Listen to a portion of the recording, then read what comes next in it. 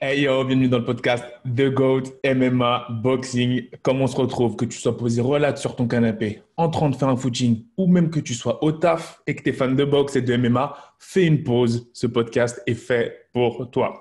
Aujourd'hui, on va parler de la confrontation officielle entre Cyril Bongaman-Gane et Alexander Drago Volkov, qui aura lieu le 26 juin 2021 à l'UFC Apex à Las Vegas. Alors, la question qu'on devrait se poser là, que tout le monde se pose, c'est est-ce que ça s'arrête là pour Bongaman? Et je vais commencer et je vais dire non, pas du tout. Je vois que tout le monde panique. Je vois que tout le monde dit oh, on est contre le Mike Tyson russe, on est contre Drago Volkov, le monstre, le titan. Certes, il est très impressionnant. Certes, c'est 120 kilos de muscles purs et c'est très dangereux comme match-up. Mais vous avez oublié que ce qui caractérise Cyril Bongaman-Gane, c'est son fight IQ. Certes, il n'a toujours pas eu de personne, entre guillemets, pour se confronter à lui dans la cage qui ressemble à cet archétype-là, à ce phénotype-là. Mais Fernand Lopez a contacté des strikers de haut niveau du Glory, dont il n'a pas cité le nom, qui ont exactement la même envergure et qui sont des strikers de plus haut niveau que Volkov. Donc, vous savez très bien qu'il va être préparé pour ça. Ça va être une guerre à l'entraînement. Et c'est quelqu'un qui est, je répète, très intelligent, ce Cyril Bongaman. C'est quelqu'un qui a un fight IQ très développé. Après, bien sûr, le risque de se faire mettre KO sur ce combat-là est beaucoup plus élevé que sur ses précédents combats. Ça, il n'y a pas question à dire. Mais je pense que s'il arrive à garder la distance, sachant qu'il y a un très gros déficit d'allonge entre lui et Volkov, c'est vrai, mais il arrive à garder la distance, à, comme on dit en anglais, chop the tree, c'est-à-dire détruire les jambes, détruire le corps, esquiver, rester à distance, faire du pick and boom, rentrer, sortir, on sait très bien qu'en lutte, faut pas qu'il nous fasse une Curtis Blade. Je ne sais pas s'il va tenter la lutte parce que c'est dangereux, comme il l'a dit Fernand. Il a déjà retourné un Verdum. Hein. Il a retourné un Verdum, Volkov. C'est-à-dire que ça va être très, très dangereux. Mais moi, je pense qu'il peut nous choper une décision unanime. Et je ne veux pas dire KO parce qu'il faut rester quand même impartial et très rationnel. Mais il peut nous choper une décision unanime. Il peut nous choper quelque chose, une domination totale en striking, ce qui, entre guillemets, fermerait des bouches. Mais je ne dirais pas KO. Mais bien sûr, c'est très dangereux. Je ne sais pas ce que tu en penses, toi, Karl, par rapport à ce match-up-là. Alors, moi, je pense vraiment, sur l'ensemble de ce que tu viens de dire, je suis assez d'accord avec toi. Et même moi, je pense que Cyril, il a le potentiel, il a le niveau technique Ouais. pour pouvoir aller chercher une soumission et finir le combat avant la fin des 5 rounds. Moi, Ok. personnellement, je pense vraiment qu'il peut Ok. le faire. Ok. Et je vois bien, pourquoi pas aussi, vu le morphotype de son adversaire, tu vois, qui est très long, très longiligne, Ouais. je le vois bien aller chercher, pourquoi pas, tu vois, une clé de genou, une clé de cheville. Un truc qu'il D'accord. maîtrise très bien, qu'on l'a déjà vu faire en plus. C'est vrai. C'est vrai, c'est vrai, c'est vrai, c'est vrai. Et je me dis que, ouais, donc niveau, quand ils seront debout, ça va être plus compliqué que Rozenstruik pour ce qui est de gérer la distance. C'est Parce sûr. qu'il est face à un adversaire qui C'est a une sûr. très grande allonge, qui a des jambes très longues, des bras très longs. C'est sûr, c'est sûr. Ça va être un autre game plan, mais déjà, on ne se fait pas de soucis. Ils vont travailler sur ça lors de son training camp à la MMA Factory. Bien sûr. C'est sûr, ils vont aller décortiquer un peu le style de son adversaire et ils vont trouver des solutions. Bah Ça, oui, il n'y a parce que aucun doute. là où il est, c'est un peu comme un Vladimir Klitschko-Volkov. Là où il est dangereux, c'est sur son, pardon, 1-2, droite Voilà. crochet. Mais là, il peut De, éteindre. C'est comme ça de qu'il est. toute façon, on connaît. Ouais, on connaît ces combattants russes. Ces combattants russes, ils ont un style très académique, très Bien simple, sûr. très efficace. Tout dans Exactement. l'efficacité. Un, deux, bam. Exactement. On recule. Voilà, ouais, comme tu dis, ça ressemble à Klitschko, mais voilà, Il a, transposé sur le MMA. Et voilà, et même comme tu dis, au sol, il peut aussi être dangereux. Il ne faut pas du tout le sous-estimer, Volkov. C'est quelqu'un qui a battu Verdum, mais il est allé comment dire, il est allé le gêner aussi au sol. Mais pour dire qu'il a un très gros niveau, mais je pense vraiment que Gane est un combattant complet et il a un très gros niveau un peu partout. Et je pense que s'il arrive à le gêner debout, il peut amener ce takedown très bien timé, tu vois, lorsque Volkov on va dire, commencer à s'énerver, commencer à envoyer un peu n'importe comment, il peut l'emmener au sol. Et je pense qu'il peut vraiment aussi le finir avec une soumission ou voire même TKO. c'est ça. Mais justement, pardon, à la différence moi, de ce que la majorité des gens, parce que de ce que j'ai pu voir sur les avis des différents podcasts et autres, Les gens pensent pas, entre guillemets, que Cyril peut, en gros, outstriker de manière efficace Volkov. Ben, moi, je pense que si, en fait. Moi, je pense qu'il ne faut pas éviter le striking avec un combattant comme ça. Il faut lui montrer, dès les premières minutes, que tu ne vas pas réussir à me toucher. Que dès les premières minutes, il faut lui casser sa confiance. Moi, je pense que c'est ça qu'il doit faire Cyril. Dès les premières minutes, il faut qu'il ait confiance. Je suis intimement convaincu que Cyril est l'un des meilleurs strikers de l'UFC en heavyweight actuellement.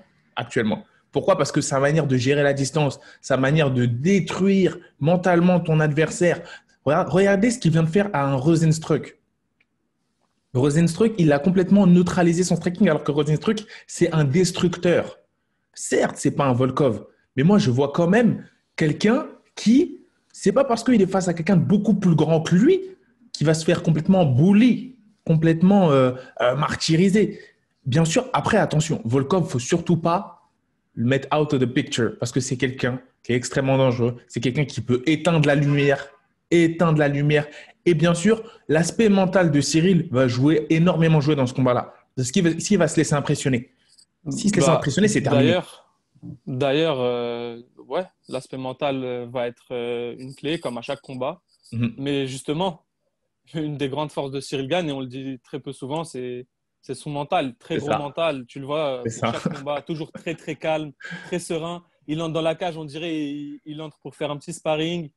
Il est tellement détendu, tellement relâché, ce combattant, qu'il n'y a aucun souci là-dessus. Il va rentrer comme d'habitude, très relâché. Toujours un peu de pression, bien sûr, mais il aura ce petit air un peu nonchalant, comme à son habitude. Ouais. Et je pense que ouais, c'est sûrement, ça se discute, mais je pense que c'est sûrement, jusqu'ici, ça va être son combat le plus dur, surtout d'un niveau tactique, technique. Exactement. Tu vois, peut-être pas le plus dangereux, mais le plus compliqué à aller chercher peut-être sur une décision. Mais moi, je peux te dire qu'avec John Jones, maintenant qu'il est en poids lourd, John Jones, c'est les deux combattants qui ont le plus large panel de coups. Tu vois, ils ont tellement de coups variés, tellement de façons différentes d'aller toucher leur adversaire. Je pense qu'ils vont trouver des solutions, ils vont trouver 2-3 techniques clés pour aller embêter le géant russe. Et le coach de Cyril Gane, Fernand Lopez, a récemment déclaré par rapport à ce que tu as dit pour rebondir dessus que ça va être le pire match-up de Cyril sur lequel il pouvait tomber. Mais que de toute façon, comme il comptait tous ses affronter, il faut passer par là. Il faut cocher la case Volkov. Et ça, c'est intéressant cette déclaration-là parce qu'on voit que même Fernand Lopez est sur ses gardes. C'est-à-dire que même le coach est sur ses gardes. Ce n'est pas quelqu'un qui prenne à la légère le Volkov. C'est vraiment quelqu'un qui vont… Ils savent qu'il a un grappling très, très, très efficace et dangereux. Qu'il soit sur son dos ou en position dominante. Il a un striking de tueur. Et il a un cardio qui tient la route énormément. Donc, c'est vrai que, vu de l'extérieur, comment est-ce que là, on peut décortiquer le combat pour Cyril? Ou est-ce qu'on peut se dire… Face à un mec qui est géant comme ça, qui a un striking monstre et qui a un grappling monstre et qui a la caisse, comment est-ce que tu peux le battre sachant que toi, au niveau, on va dire, atout physique, tu es inférieur? Et c'est là où je veux dire ce qui va faire la différence, c'est la stratégie. C'est la stratégie. Et ce combat-là va répondre à beaucoup, j'espère, qu'il va répondre à beaucoup de questions sur Cyril Gane. Et je pense que Dana White, de par sa frustration du dernier main event, a fait exprès de mettre Volkov sur Cyril Gane. Je pense c'est ce que j'allais dire. Voilà, ça c'est clairement ça. C'est qu'il veut répondre à énormément de questions. Ok, là ce qu'il nous a fait, mais est-ce que c'est vraiment the real deal?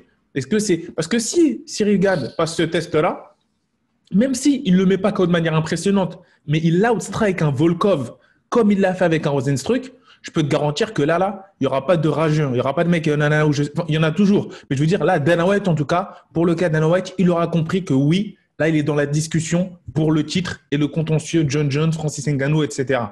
Là, maintenant, c'est sûr que comme l'a dit Fernand, il faut qu'il ait ce pay-per-view knockout power, ce cas, en gros, qui réussisse un peu à être plus impressionnant sur ses finishes pour qu'il puisse générer de l'attention, générer de la masse. Ouais.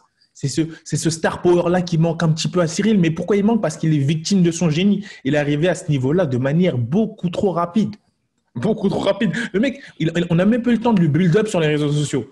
C'est-à-dire que c'est ça le truc. C'est impressionnant.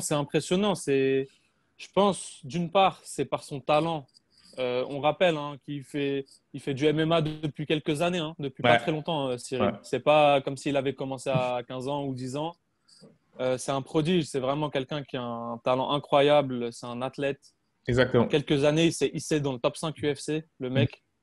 Enfin, en quelques combats même. Mais je veux dire, en quelques années, C'est il est ça. arrivé à ce niveau-là. C'est ça. Ouais, en quelques années, il est arrivé à un tel niveau. Et le truc, c'est que moi, je pense vraiment qu'au niveau striking, ce qui va faire la différence, ce qui va faire qu'il va aller embêter le Russe et que ça va créer des ouvertures pour lui pour finir ce combat, Ouais, je pense vraiment que ça va être cette variété de coups, d'aller chercher des coups pas très orthodoxes ou bien avec des sûr. angles un peu différents Bien qui sûr. vont aller gêner le Russe parce que jusqu'ici, le Russe, il a combattu des gros combattants de la KT, mais jamais un combattant qui avait une telle variété, une telle polyvalence dans ses coups.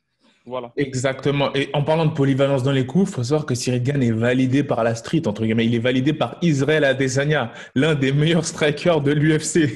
C'est-à-dire que c'est vraiment Israel Adesanya, lorsque Cyril Gane avait vaincu Junior Dos Santos, il a dit There is level to this game.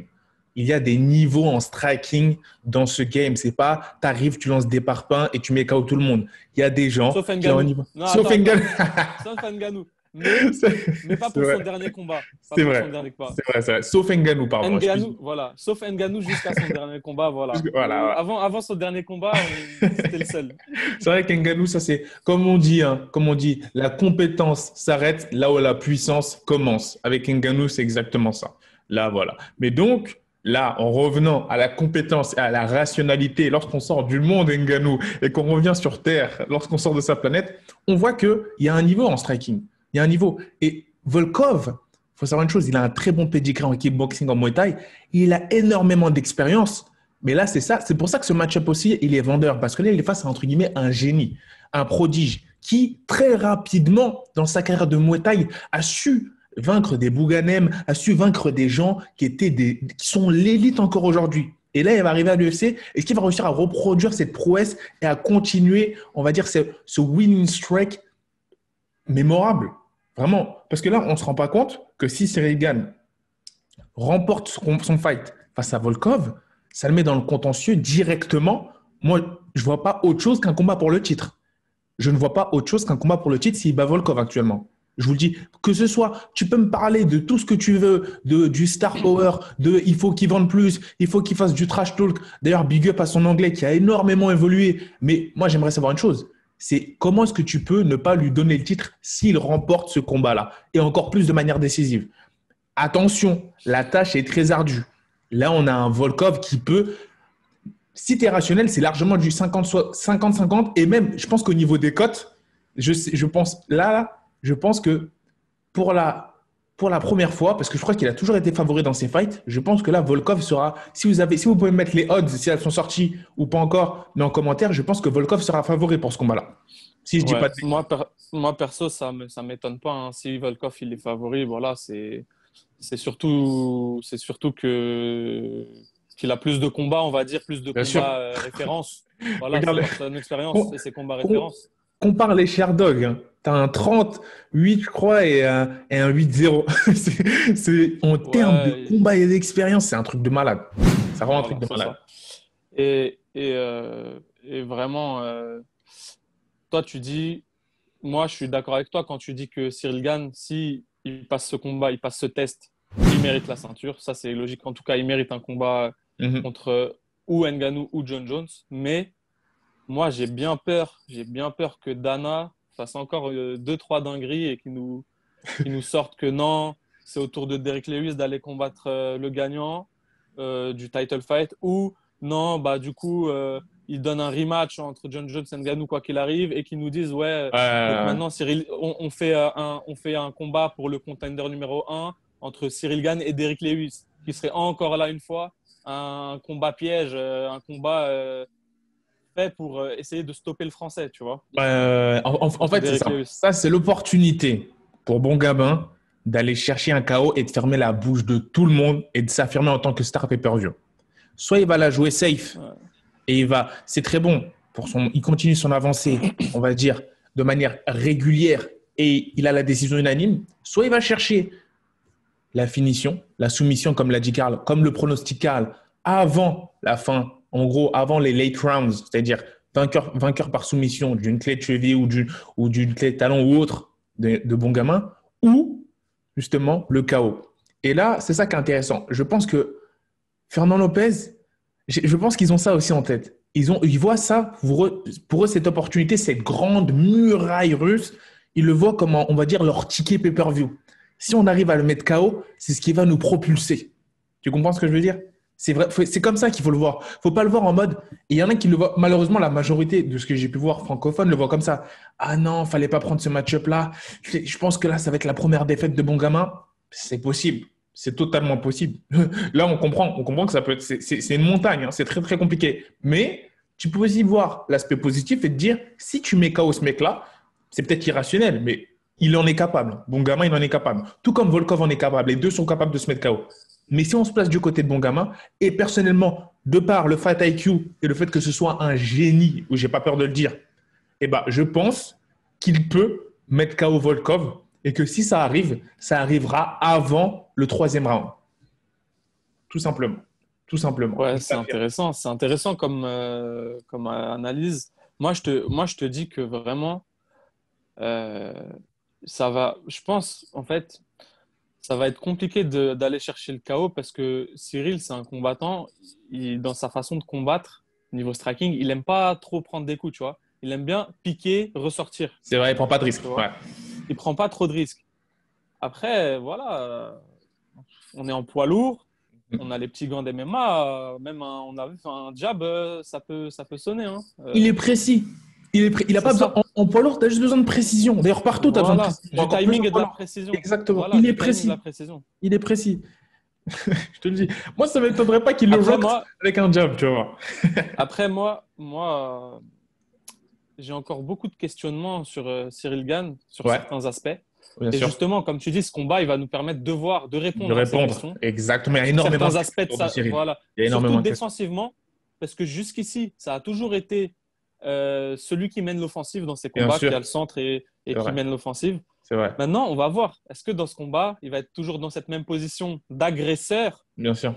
Ou est-ce qu'il va, cette fois-ci, reculer et plus défendre? Moi, c'est défensivement que j'ai besoin d'avoir des réponses sur sa manière de combattre, sur son niveau.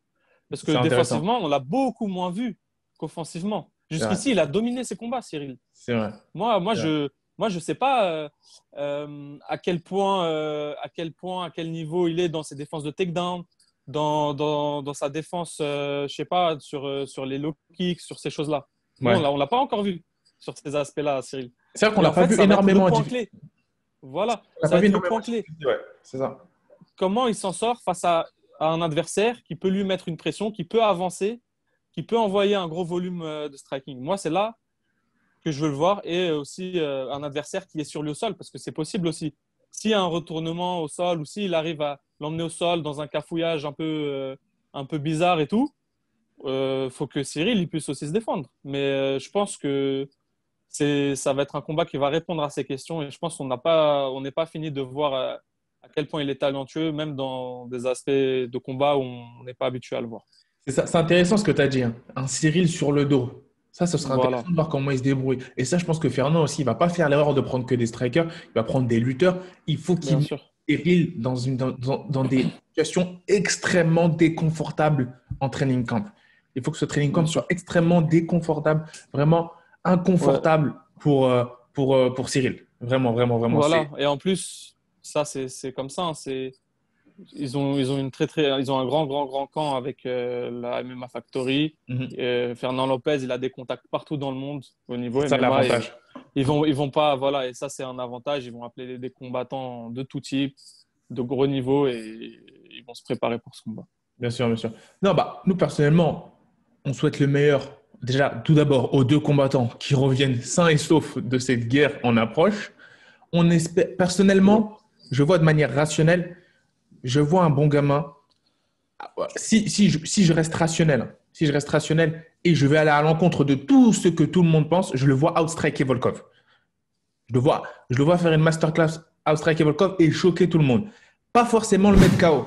Je n'irai pas jusque-là parce que là, je sors du rationnel. Mais c'est vrai, c'est ce que devraient aller chercher Fernand Lopez et Cyril, je pense. Moi, je vois je vois une victoire unanime de Bongamin et une masterclass en striking, en leg kick, en middle kick, en coude, en rentrant, en sortant, en désaxant, en gestion de la distance. C'est son arme.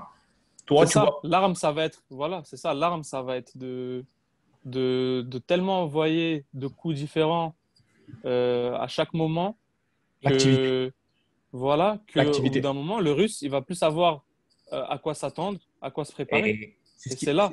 c'est ce qu'a dit Et là, Israël. mentalement, il va commencer à douter. Exactement. Et ça Faire va, et douter. c'est là que la machine va se mettre en route et qu'il C'est va c'est- commencer à l'outstriker. c'est ce qu'a dit Israël. À partir du moment où, grâce à tes feintes, tu maîtrises la manière de respirer de ton adversaire, tu as gagné le combat. C'est Voilà, exactement ce que c'est va ça. devoir faire Cyril Gane. C'est la Après, clé du entre ce combat. qu'il va devoir faire et ce qui va se passer, on aura la réponse le 26 juin. Voilà. Bah, on verra et franchement, le chaos, il est possible. Ça, c'est vraiment, ce serait vraiment, ouais, vraiment, ce serait du bonus. Ce serait vraiment Exactement. très, très gros. Ce serait très, très grosse performance s'il arrive à le finir avant les 5 rounds. Sachant Mais que là, pourquoi pas? Pourquoi pas une petite fin d'amener au sol plus un coup de genou sauté dans le menton? On sait pas, hein, pourquoi pas? c'est ça. On verra. C'est ça. Sachant que là, Fernand Lopez a dit qu'ils sont en mode programme Cyril Gane 3.0. Hein. Bon gamin 3.0. Ils font un travail physique et euh, on va dire un Ouais. travail physique hors norme, beaucoup plus. En gros, ils sont en train de construire une caisse supplémentaire pour Cyril, C'est pour normal. qu'il Je puisse pense se qu'ils s'attendent. dépasser.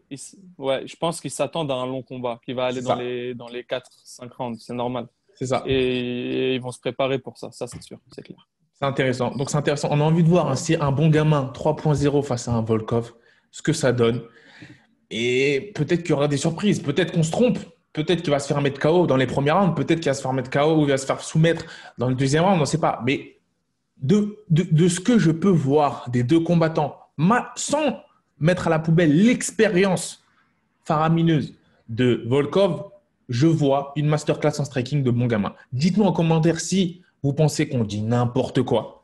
Et même si vous pensez qu'on dit n'importe quoi, lâchez un pouce bleu et commentez. Voilà. Et voilà, dans la bonne humeur, on se contredit, mais en tout cas, on débat, on répond à tout le monde. Si vous pensez qu'on dit, vous êtes Et, d'accord, voilà. ouais, et faites attention, les gars, que ça soit en positif ou négatif, votre commentaire. Mettez pas de mots grossiers. Nous, on peut rien y faire. C'est pas nous. L'algorithme YouTube, il va striker votre commentaire. Après, on pourra plus le voir. Ouais, parce que Donc, si votre commentaire il est supprimé, c'est pas nous. Hein. On peut rien y faire. C'est YouTube, c'est les règles, c'est comme ça. c'est ça. Parce que là, je reçois plein de notifs pour les commentaires. Et je veux répondre à tout, mais dès que je veux répondre, je vois que le commentaire a été supprimé par YouTube. Parce que après, je vois qu'il y a un mot grossier. Et donc, voilà, faites attention. Que vous soyez en contradiction ou que vous supportiez, pas de gros mots, les gars. Voilà. Après, on peut débattre dans la bonne humeur, tout simplement. Donc, en tout cas, merci du soutien. On a dépassé la barre des 800 abonnés. On s'approche de manière folle. Là, c'est imminent. On vous prépare une surprise. C'est imminent pour les 1000 abonnés. Continuez de partager, commenter.